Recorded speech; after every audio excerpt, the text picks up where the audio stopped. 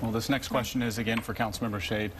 Next week, the City Council will vote on whether or not to endorse the Formula One race scheduled for June of 2012. Now, race organizers are counting on the city to endorse the race because without it, they won't be able to get $25 million a year from the state of Texas. Now, if the city endorses the race, the city could possibly take $36 million from extra taxes the race is expected to bring in during the next 9 years and use that money to help offset costs. Now, this question is from Jacob Durr via our Twitter account. He wants to know, yes or no, Councilmember Shade, will you vote to support F1 based on what you know about it today?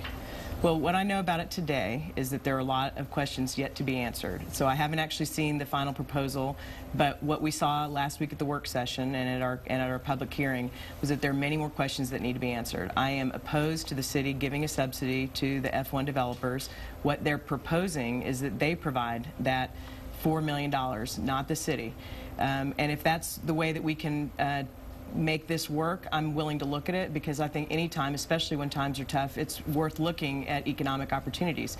On the other hand, if we don't get the answers to I think we requested 20 pieces of information. If we don't get that in time, then it'll be very difficult to take a vote.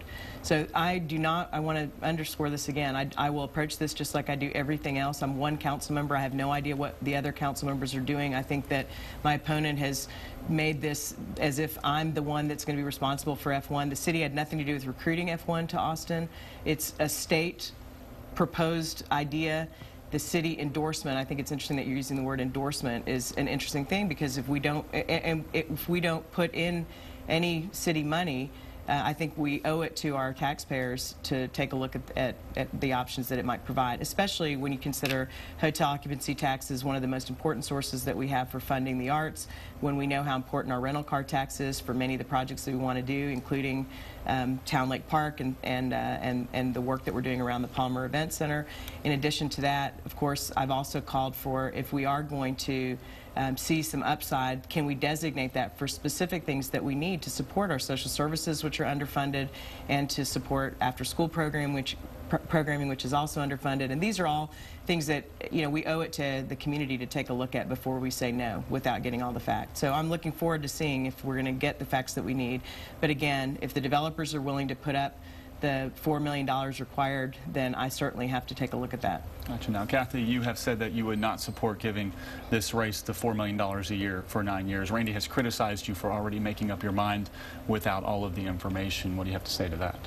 Sure. Well, you know, I want to say that the organizers have offered to provide the $4 million for the first year, but there are 9 more after that. So we're talking about a $36 million investment, and you can, you know, talk about it any way you want, but this is sales tax dollars that would otherwise come back to the city and be able to be used for public safety, for parks, to keep our neighborhood pools open. You know, we just heard from the Parks Department that in their proposed budget, neighborhood pools like Civitan and Shipe might need to close a year from now. So we have many, many needs in our community, and the sales tax dollars that we would forego in this deal could really be used and need to be used here to minimize those budget shortfalls that are really going to hurt Austin families. So, as I've said, this is not the right priority for Austin. I have talked a lot with members of the community. Last year, for example, on a budget survey that the city put together, the top vote getter of ideas suggested by the citizens had to do with Formula One. The top vote getter were citizens who wrote in and said they did not want to see their public money being used to support a private investment. Now, Formula One is welcome here. I know small businesses like hotels and restaurants have said it will bring additional revenue, they believe, to their businesses, and that's terrific. But again, they're welcome here, and I would like to see them paying the costs of relocating and not receiving public dollars. Okay. Now this